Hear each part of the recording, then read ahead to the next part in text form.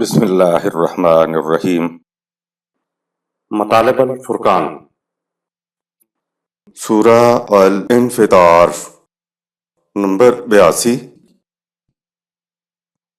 قرآن مجید کی تفسیر خود قرآن مجید سے، از علامہ غلام احمد پرویز صاحب۔ اخذ و تلخیص محمد اکبر دکشت بھارتواج، نظر ثانی ڈاکٹر انعام الحق۔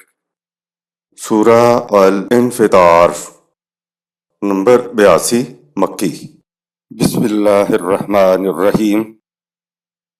اے اللہ، میری تمام تر کوششوں کا مقصد ربوبیت عامہ کے لیے تیری صفات کو بانداز رحمانیت و رحیمیت معاشرے کے اندر ظہور میں لانا ہے۔ دنیا میں 2 انقلابات اور ایک مرنے کے بعد انقلاب کے بارے میں ہم سورۃ الملک کے ابتدائیہ میں وضاحت سے بیان کر آئے ہیں۔ یاد دہانی کے لیے دوبارہ ملاحظہ فرما لیا جائے تو مفید رہے گا۔ ابتدائیہ، آخری پاروں کی صورتوں میں اسلامی انقلاب کی کچھ علامات بتائی گئی ہیں، لیکن یہ بھی ہو سکتا ہے کہ خارجی کائنات یعنی ہماری زمین، سورج، چاند، ستارے اور دیگر کروں کے متعلق بھی یہ بیان ہو، کیونکہ کائنات کی ایک مدت مقرر ہے۔ سورہ 39 آیت نمبر 5۔ کائنات ازلی و ابدی نہیں ہے، ایک وقت آئے گا جب اس نے ختم ہو جانا ہے۔ قرآن میں یہ کچھ بھی نظر آتا ہے کہ ایک دن کرے پھٹ جائیں گے، آپس میں ٹکرا جائیں گے، چورا چورا ہو جائیں گے۔ ان کو ہم قیامت کی نشانیاں کہتے ہیں، جو قیامت برپا ہونے سے قبل کائنات میں وقوع پذیر ہوں گی۔ لیکن قرآن نے آگے سورت میں جس انداز سے بات کی ہے، اس سے نظر آتا ہے کہ قرآن نے یہ کسی دور میں آنے والے اسلامی انقلاب کی علامات بتائی ہیں کہ اس زمین پر اس قسم کے واقعات ہوں گے، تو اس کے بعد اسلامی انقلاب آئے گا اور پھر اسی دنیا میں دودھ کا دودھ، پانی کا پانی ہو جائے گا۔ خدا کے قوانین کی حکمرانی ہوگی، عدل و انصاف ہوگا۔ جب ہم کہتے ہیں کہ آج ہر طرف ظلم و فساد ہے، تو اس کے معنی ہوتے ہیں کہ ہر شخص کو اسی دنیا میں اس کے عمل کا یا انسانوں کے مجموعی عمل کا نتیجہ مل رہا ہے۔ قرآنی نظام عدل یہ ہے کہ اس میں کسی پر بھی کسی قسم کا جور و استبداد نہیں ہوگا، ہر بات اس کے اپنے عمل کے نتیجے کے مطابق ہوگی۔ لہٰذا سورت کی آیات میں ایسے الفاظ بھی آئے ہیں جن سے مراد خارجی کائنات کے اندر آنے والا کوئی طبعی انقلاب بھی ہو سکتا ہے، لیکن قرآن نے سورہ تکویر کی آیات میں شہادات کے بعد اب اس سورت میں یہ بات کہی ہے کہ آسمان پھٹ جائے گا، زمین ٹکڑے ٹکڑے ہو جائے گی، اور پھر آگے آیا ہے کہ انسان اپنے اپنے عمل کا صحیح نتیجہ سامنے پائے گا۔ ٹھیک ہے کہ اعمال کا صحیح نتیجہ اخروی قیامت میں بھی سامنے آئے گا، اس پہ ہمارا ایمان ہے، لیکن نتائج کو صرف اخروی قیامت پر نہیں اٹھا رکھا جا سکتا، بلکہ جب اور جہاں بھی اس دنیا میں خدا کے قوانین کے مطابق معاشرہ اور نظام عدل تشکیل پائے گا تو اس کی پہلی علامات عدل ہوگا، دھاندلی نہیں ہوگی۔ چنانچہ قرآن کریم کے آخری پاروں میں اسی قرآنی انقلاب کے وسیع پیمانے پر برپا ہونے کی بات معلوم ہوتی ہے، جو رسول اللہ صلی اللہ علیہ وسلم کے دور میں چھوٹے پیمانے پر برپا ہوا تھا، جس میں عدل تھا، انصاف تھا۔ قیامت سے قبل خارجی کائنات میں آنے والے انقلابات اور واقعات میں انسانیت کے لیے کوئی سبق و عبرت نہیں ہے، اس لیے رونما ہونے والے واقعات کے مجازی معنی لیے گئے ہیں۔ لیکن جو حضرات لغوی معنی کو ترجیح دینا چاہیں تو وہ قرآن کریم کے کسی بھی ترجمے والے نسخے میں دیکھ لیں۔ بہرحال اتنی بات یاد رہے کہ عربی زبان میں لغوی کے ساتھ مجازی معنی بھی ہوتے ہیں، اور عرب مجازی معنی بڑی وسعت سے لیتے ہیں۔ ہر صاحب علم جانتا ہے کہ بلند حقائق کو تو بیان ہی الفاظ کے مجازی معنی میں کیا جا سکتا ہے، کسی کی بہادری کو الفاظ میں بیان نہیں کیا جا سکتا، اس کو بیان کرنے کے لیے مجازی انداز اختیار کیا جاتا ہے۔ مثلا اس کی بہادری کا کیا پوچھتے ہو، وہ تو شیر ہے، شیر۔ ایسا کہنے سے کوئی شخص جانور شیر نہیں ہو جاتا، بلکہ محسوس طور پر معلوم ہو جاتا ہے کہ فلاں شخص شیر کی مانند بہادر ہے۔ اسی طرح شرم کو محسوس انداز میں بیان نہیں کیا جا سکتا، اس کو بیان کرنے کے لیے کسی محسوس شے کا سہارا لینا پڑتا ہے۔ مثلا میں شرم سے پانی پانی ہو گیا، یا مجھے اتنی شرم آئی کہ کہیں ڈوب مرنے کے لیے پانی بھی نہ ملا، نہ تو میں پانی کا گلاس یا گھڑا بنا اور نہ ڈوبنے سے مرنا مراد ہے۔ پانی اور ڈوب مرنا شرم کی محسوس کیفیت کو بیان کرتے ہیں۔ شرم میں انسان کو پسینہ آتا ہے، اور اتنی شرمائی کے ڈوب مرنے کو جی چاہتا تھا۔ قرآن عربی مبین میں نازل ہوا ہے، اور وہ جو بسیط حقائق ایبسٹریکٹ ٹروتھ ہیں یعنی جو حقائق محسوس شکل میں سامنے نہیں آ سکتے ان کو محسوس مثالوں، تشبیہات اور استعاروں میں قرآن بیان کرتا ہے، لیکن کہتا ہے کہ یہ ایک تشبیہ ہے، ایک مثال ہے جو ہم نے دی ہے، اس سے تم عبرت حاصل کرو۔ اس نے کہا ہے کہ تمثیلی انداز کی بات کو تمثیلی ہی رہنے دینا، یعنی سچ مچ کا شعر نہ سمجھ لینا۔ مجازی معنی لینے سے قرآن کا پیغام سمجھ میں آتا ہے، اس لیے نیچے مجازی معنی لیے گئے ہیں اور یا کے ساتھ لغوی معنی بھی دیے گئے ہیں۔ آیت نمبر 1۔ اذا السماء انفطرت، ایک دور آئے گا جب بڑے بڑے سرداران کی قوت ان کے ہاتھ سے نکل جائے گی یا فضا میں پھیلی ہوئی توانائیاں پھٹ جائیں گی۔ آیت نمبر 2۔ واذا الكواكب انتثرت، اور جب چھوٹے چھوٹے سرداروں کی قوت بکھر جائے گی یا ستارے منتشر ہو جائیں گے۔ آیت نمبر 3۔ واذا البحار فجرت، اور جب سمندروں یا دریاؤں میں آمد و رفت تیز ہو جائے گی یا سمندر بہہ پڑیں گے۔ آیت نمبر 4۔ واذا القبور بعثرت، اور جب زمین کے خزانوں کو کھود کر نکالا جائے گا، سورہ 100 آیت نمبر 9، یا جب قبروں کے مردے اٹھ کھڑے ہوں گے۔ آیت نمبر 5۔ علمت نفس ما قدمت واخرت، تب قانون خداوندی کی حکمرانی قائم ہو جائے گی اور ہر شخص اپنے اگلے پچھلے تمام اعمال کے نتائج کو اپنے سامنے بے نقاب دیکھ لے گا۔ اوپر سورہ 82 آیات 1 تا 5 میں اسلامی انقلاب کی کچھ علامات بتائی گئی ہیں، اور یہ بھی ہو سکتا ہے کہ خارجی کائنات مثلا زمین، سورج، چاند اور ستاروں کے متعلق یہ ہو، کیونکہ قرآن نے کائنات کے متعلق کہا ہے کہ یہ ایک متعین میعاد تک چل رہے ہیں، انہوں نے ایک دن ختم ہونا ہے، سورہ 39 آیت نمبر 5۔ لیکن قرآن نے جس انداز سے آگے بات کی ہے اس سے نظر آتا ہے کہ قرآن نے یہ کسی دور کے آنے والے انقلاب کی علامات بتائی ہیں کہ اس زمین پر اس قسم کے واقعات ہوں گے، تو اس کے بعد اسلامی نظام آئے گا، اور اس انقلاب کی بنیادی چیز عدل ہے۔ ہر انسان کا ہر عمل وہ نتیجہ پیدا کرے گا جو اس کے عمل کو پیدا کرنا چاہیے۔ قرآن کے الفاظ سے خارجی کائنات میں آنے والا کوئی انقلاب بھی ہو سکتا ہے، لیکن قرآن نے اسی صورت میں آگے کہا ہے کہ پھر انسان اپنے عمل کا صحیح نتیجہ سامنے پائے گا۔ انسان کے اعمال کا صحیح نتیجہ یوم الدین یعنی نظام خداوندی میں بھی سامنے آئے گا، اور اخروی قیامت میں بھی۔ اخروی قیامت پر ہمارا ایمان ہے کہ وہاں نتائج اس طرح سامنے آئیں گے، لیکن قرآن اسی صورت میں کہہ رہا ہے کہ اسی دنیا میں ایسا انقلاب آئے گا کہ جس میں عدل ہوگا، دھاندلی نہیں ہوگی، کوئی شخص کسی کا دبیلو نہیں ہوگا۔ اس لیے اس صورت کے الفاظ کے لغوی کے بجائے مجازی معنی میں انسانوں کے لیے عبرت ہے۔ آیت نمبر 6۔ یا ایھا الانسان ما غرک بربک الکریم، اے انسان بتا وہ کون سی چیز ہے جو تجھے خدا کے واجب التکریم نظام ربوبیت کے متعلق دھوکے میں رکھ رہی ہے اور اس کی خلاف ورزی کی جرت دلا رہی ہے۔ آیت نمبر 7۔ الذی خلقک فسواک فعدلک، کیا تم اس خدا کے نظام ربوبیت کی مخالفت کر رہے ہو جس نے تمہیں اپنے قانون تخلیق کے مطابق مختلف تخلیقی مراحل سے گزار کر تمہارے حشو و زوائد کو الگ کر کے تمہارے اندر نہایت عمدہ توازن اور اعتدال پیدا کر دیا ہے، سورہ 95 آیت 4۔ آیت نمبر 8۔ فی ای صورت ما شاء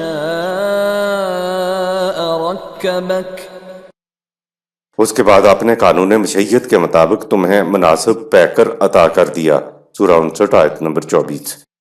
آیت نمبر 9۔ کلا بل تکذبون بالدین،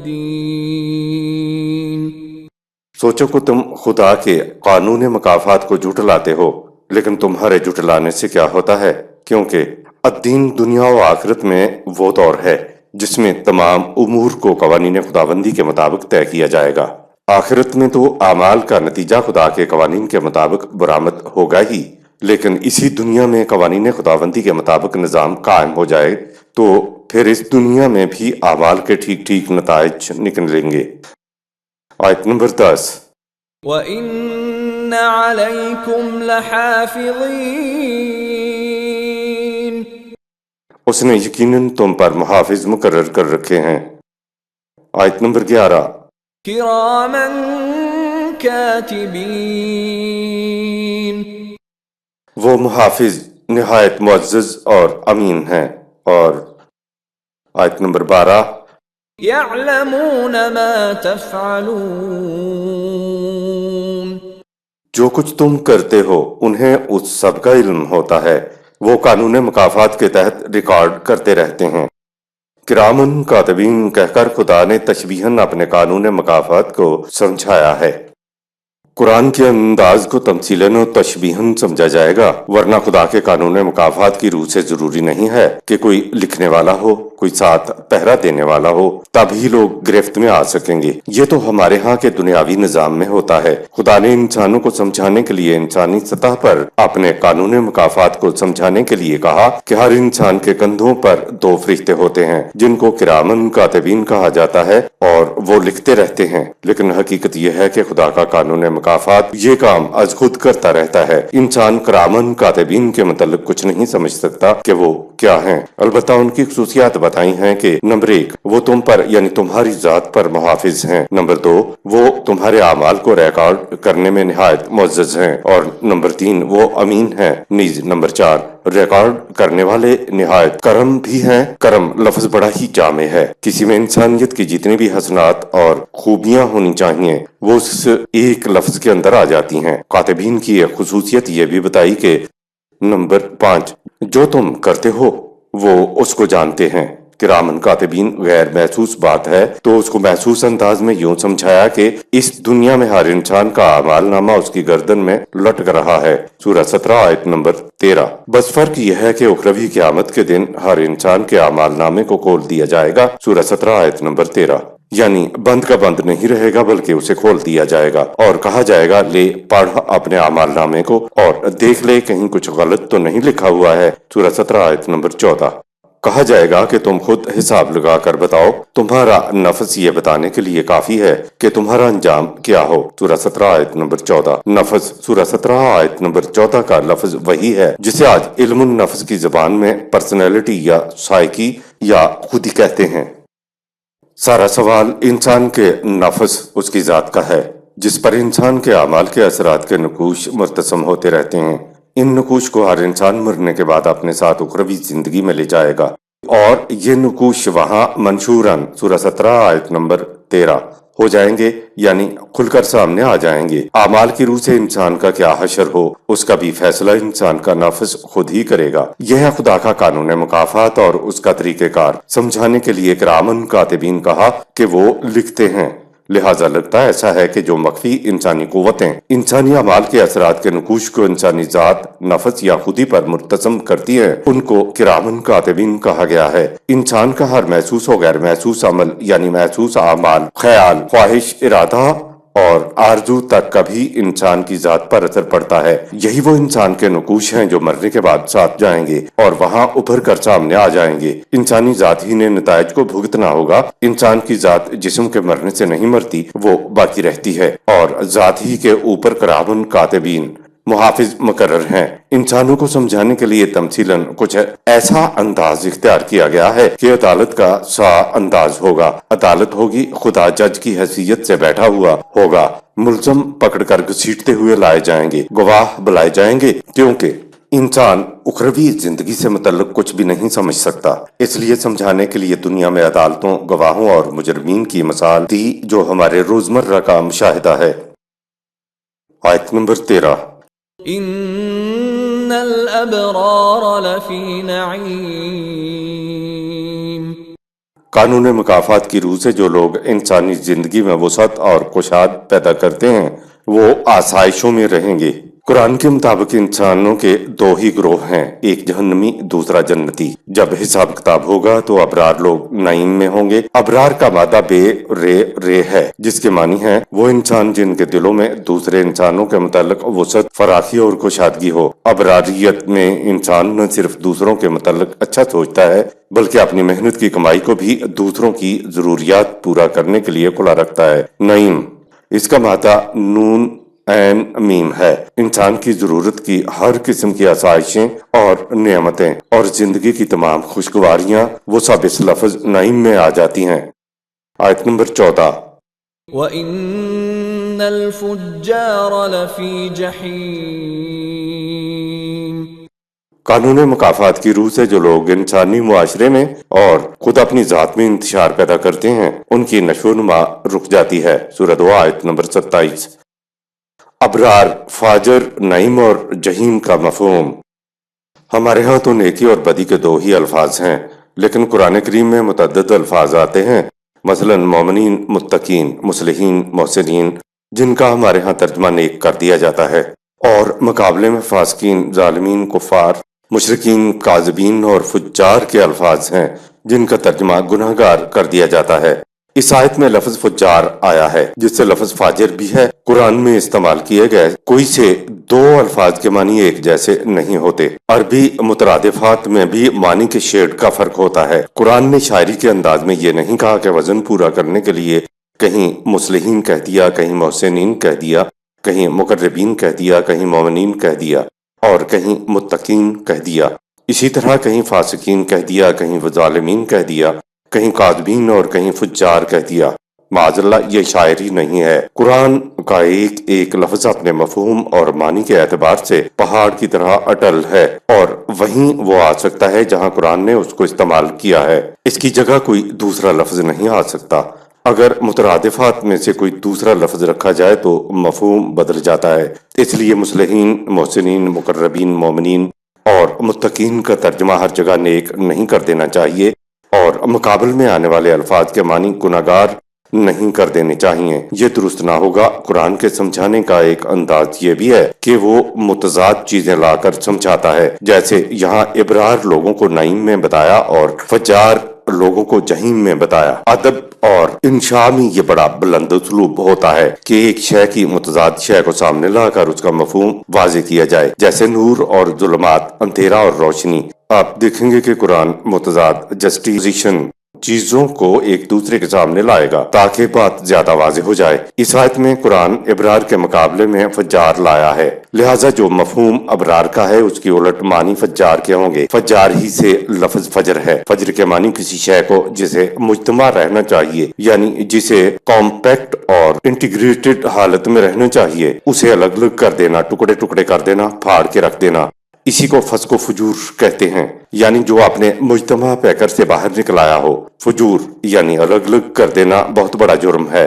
فرمایا جو لوگ خدا کے ساتھ کیے گئے معاہدے کو چھوڑ دیتے ہیں اور جن رشتوں کو خدا نے جوڑنے کا حکم دیا ہے یہ انہیں قطع کرتے ہیں اور زمین میں فساد مچاتے ہیں تو یہ لوگ نامراد ہونے والے ہیں۔ سورۃ دعا آیت نمبر 27۔ کیونکہ پوری نوع انسانیت ایک واحد برادری ہے۔ سورۃ دعا آیت نمبر 213۔ خدا نے انسانیت کو امت واحدہ بنانے کے لیے انبیاء اکرام کو بھیجا تاکہ وہ ٹوٹے ہوئے رشتوں کو پھر سے جوڑ دیں۔ سورۃ دعا آیت 213۔ آج بھی جہنمی مصائب کی بنیاد انسانیت کا قوموں میں تقسیم ہو جانا ہے۔ جب الگ الگ قوم بن جائیں تو مفادات کے ٹکراؤ کی وجہ سے آپس میں جنگ ہوتی ہے، حالانکہ پوری انسانیت میں وحدت پیدا کرنے کے لیے مسلمان مومنوں کو اٹھا کھڑا کیا گیا تھا۔ سورۃ تین آیت نمبر 110۔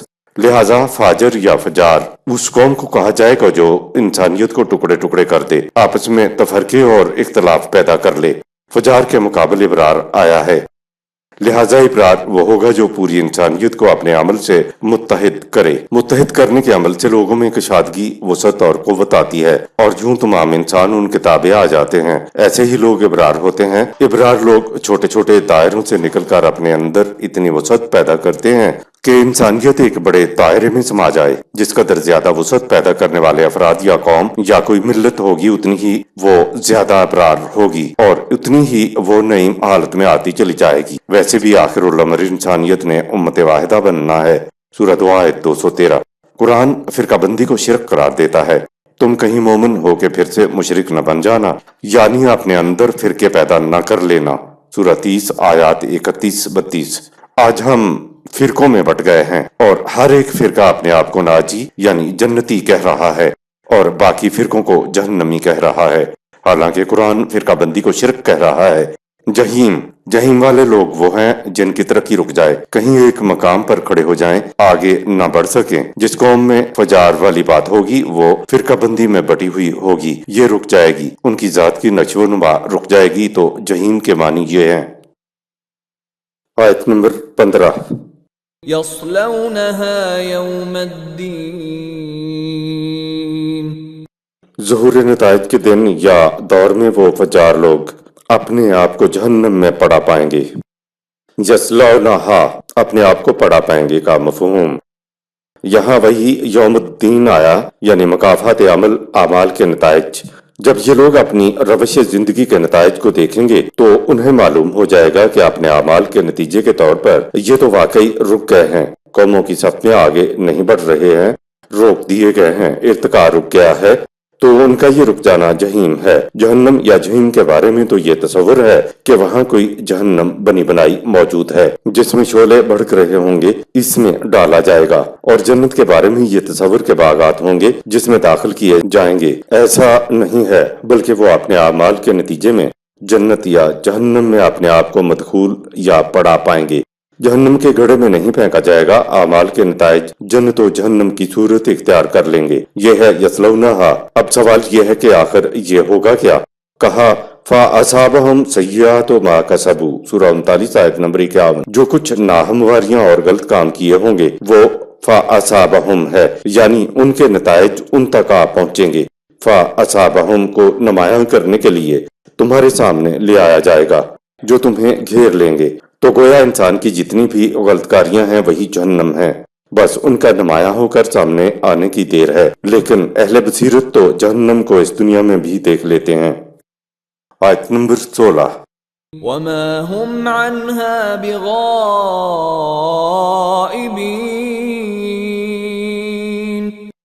اور وہ فجار لوگ جہنم کی نگاہوں سے اس دنیا میں اب بھی اوجل نہیں ہیں۔ آج بھی اس دنیا میں جہنم کافروں کو گھیرے ہوئے ہے، سورہ 29 آیت نمبر 54۔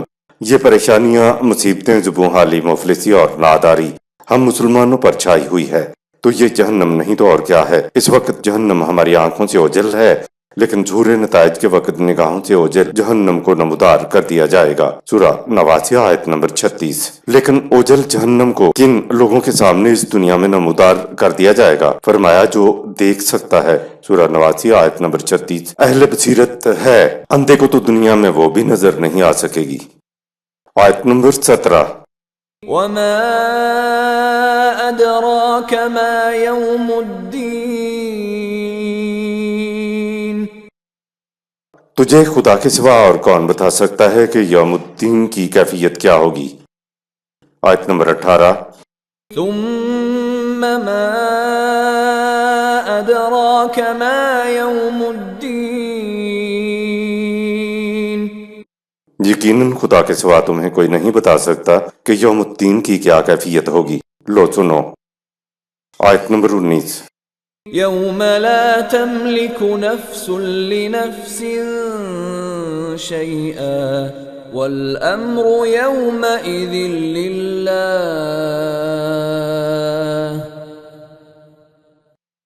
یہ وہ دور ہوگا جس میں کوئی کسی دوسرے کے لیے کچھ نہیں کر سکے گا، نہ ہی کسی انسان کو کسی دوسرے انسان پر کسی قسم کا اختیار و اقتدار ہوگا۔ تمام معاملات کا فیصلہ قوانین خداوندی کے مطابق ہوگا۔ مالک یوم الدین ہوگا تو ایاک نعبد بھی ہو سکے گا، اور پھر تمام اختیار و اقتدار قوانین خداوندی کا ہوگا۔ اسی صورت کی پہلی 5 آیات کے مجازی معنی سے اخذ نشانیاں پوری ہو جائیں گی تو یوم الدین یعنی نظام خداوندی قائم ہو جائے گا۔ اس نظام میں کوئی شخص کسی دوسرے کا دبیلو نہ ہوگا، اور اس دور میں تمام امور کا فیصلہ قوانین خداوندی کی روح سے ہوگا۔ یوم کے معنی دن بھی ہوتا ہے، اور اس کے علاوہ دور، عہد یا ایج کو بھی کہتے ہیں۔ یہاں یوم سے مراد دور ہے۔ اسی دنیا میں زندگی بسر کرنے کے لیے نظام زندگی کو دین کہتے ہیں۔ اسی دنیا میں نظام خداوندی کو غالب کرنے کے لیے خدا نے انبیاء رسل کو انسانوں کی طرف رہنمائی کرنے کے لیے بھیجا تاکہ دین الحق انسانوں کے خود ساختہ نظام آئے، عالم پر غالب آ جائے، سورہ 9 آیت نمبر 33۔ لہٰذا معلوم ہوا کہ دین نے تو اسی دنیا میں غالب آنا ہے، اور یہ کہ اسلام مذہب نہیں ہے بلکہ دین ہے، نظام زندگی ہے۔ دین کی خصوصیت بتائی گئی کہ مالک یوم الدین، سورہ 1 آیت 3۔ نظام خداوندی کے دور میں انسانوں کے اندر خدا کی حکومت ہوگی۔ دین خداوندی میں خدا خود صاحب اقتدار ہوتا ہے۔ جب تکریم انسانی اور مساوات انسانی قائم ہو جائے گی تو اس وقت الدین کا دور ہوگا۔ قرآنی نظام کی پہچان یہ ہے کہ اس میں کوئی انسان کسی دوسرے انسان کا نہ محتاج ہوگا نہ محکوم ہوگا۔ اسی کا نام مساوات انسانیہ ہے۔ خدا قرآن میں علامات اور نشانیاں بتاتا ہے کہ ایک وقت یوم الدین پھر قائم ہوگا جس میں قانون و اقتدار سب خدا کا ہوگا۔ خدا کے اقتدار ہونے سے مراد یہ ہے کہ تمام امور کے فیصلے ما انزل اللہ وحی کے مطابق طے ہوں گے۔ صدق اللہ العظیم۔ یہاں سورہ الانفطار اختتام پذیر ہوئی۔ شکریہ۔